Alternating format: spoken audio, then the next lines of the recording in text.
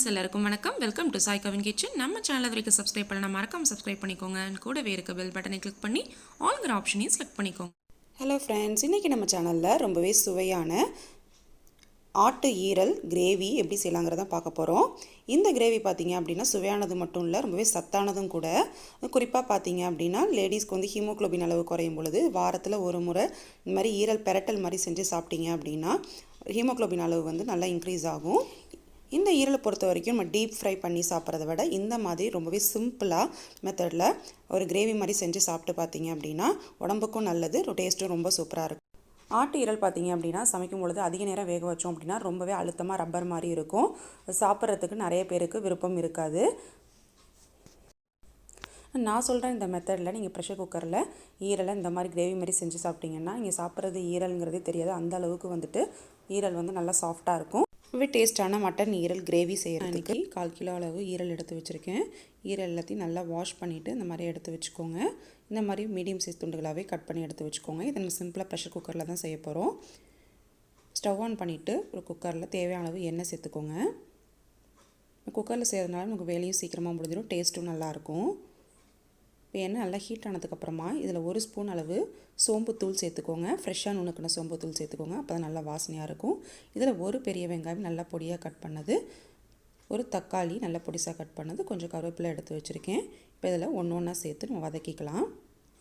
First கருவேப்பிலை சேர்த்து நல்லா பொரிஞ்சதுக்கப்புறமா இது கூட கட் பண்ணி எடுத்து வச்சுருக்க வெங்காயத்தையும் சேர்த்து நல்லா வதக்கிக்கலாம்.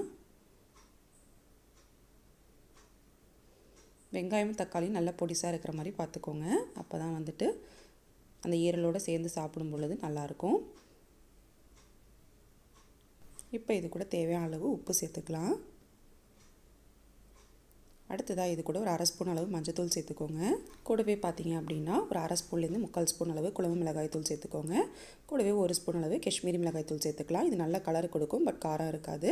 இந்த தூள்லாம் சேர்த்து நல்லா வதக்கினதுக்கப்புறமா இது கூட கட் பண்ணி வச்சுருக்க தக்காளியும் சேர்த்து நல்லா வதக்கிக்கலாங்க.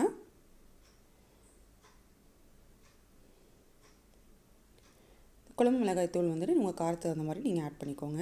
இப்போ பாருங்கள், வெங்காயம் தக்காளி நல்லா வதங்கி எண்ணெய் பிரிஞ்சு வர ஆரம்பிச்சிருச்சு. இப்போ இது கூட நம்ம க்ளீன் பண்ணி எடுத்து வச்சுருக்க மட்டன் ஈரலையும் சேர்த்துக்கலாம். இப்போ ஈரல் ஆட் பண்ணதுக்கப்புறமா இந்த வெங்காயம் தக்காளி மசாலா கூடயே நல்லா வந்து பரட்டி விட்டுருங்க. அதாவது எண்ணெயிலே வந்துட்டு அந்த ஈரலும் வந்து சேர்ந்து இந்த வெங்காயம் தக்காளியோடு நல்லா ரோஸ்ட் ஆகணும். நல்லா உங்களுக்கு கமகமான வாசனை வரும்.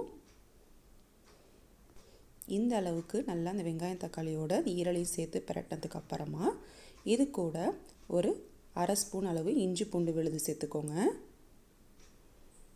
அதையும் சேர்த்து இந்த ஈரலோடு நல்லா மிக்ஸ் கொடுத்து விட்டுருங்க. பாருங்கள், நம்ம தண்ணியே எதுவும் ஆட் பண்ணலை, ஆனால் அந்த ஈரல்லேருந்தே கொஞ்சம் தண்ணி விட்டுருக்கு பாருங்கள். ஸோ அதனால் ஸ்டவ் மீடியமான ஃப்ளேமில் வச்சு நல்லா கலந்து விட்டுருங்க. இப்போ ஒரு மிக்ஸி ஜாரில் ஒரு 1/4 மூடி அளவு தேங்காயை பல்லு பண்ணி எடுத்து வச்சுருக்கேன். சேர்த்துட்டு கூடவே 1 ஸ்பூன் அளவு சோம்பும் சேர்த்துக்கோங்க. இப்போ இதை நல்லா வந்துட்டு மைய அரைச்சி எடுத்துகிட்டு வந்துடலாம். இப்போ பாருங்கள், இந்த ஈரல்லேருந்தே வந்துட்டு நல்லா தண்ணி விட்டு வந்திருக்கு, எண்ணெய் நல்லா பிரிஞ்சு வர ஆரம்பிச்சிருச்சு. இப்போ இது கூட அரைச்சி எடுத்து வச்சுருக்க தேங்காய் விழுதையும் சேர்த்து நல்லா மிக்ஸ் கொடுத்துக்கலாம்.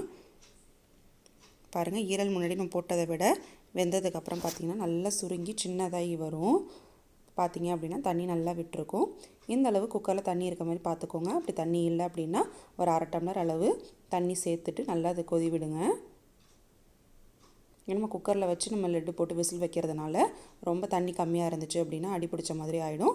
அதனால் தண்ணி உங்களுக்கு தேவைப்பட்டால் ஒரு 1/2 டம்ளர் தண்ணி சின்ன டம்ளரால் சேர்த்துட்டு இப்போ அதை மூடி போட்டு மூடி வேக வச்சிடலாம். இப்போது மீடியமான ஃப்ளேமில் வச்சு ஒரு 2 அல்லது 3 விசில் வேக வச்சு எடுத்துக்கோங்க. அதுவே கரெக்டாக இருக்கும். ஏன்னா ஆல்ரெடி நம்ம எண்ணெயில் ரோஸ்ட் பண்ணதுனால இந்த விசில் வந்து போதுமானதாக இருக்கும். இப்போ பாருங்கள், ஸ்டவ் ஆஃப் பண்ணியாச்சு. ப்ரெஷர்லாம் ரிலீஸ் ஆனதுக்கப்புறம் ஓப்பன் பண்ணி பார்க்கலாம். நல்லா உங்களுக்கு செட் ஆகிருக்கு பாருங்கள். நல்லா வந்து எண்ணெய் பிரிஞ்சு வந்து சூப்பராக வந்திருக்கு. நம்மளுடைய ஈரல் தொக்கு சாதத்தில் போட்டு சாப்பிட்றதுக்கு ரொம்பவே நல்லாயிருக்கும்.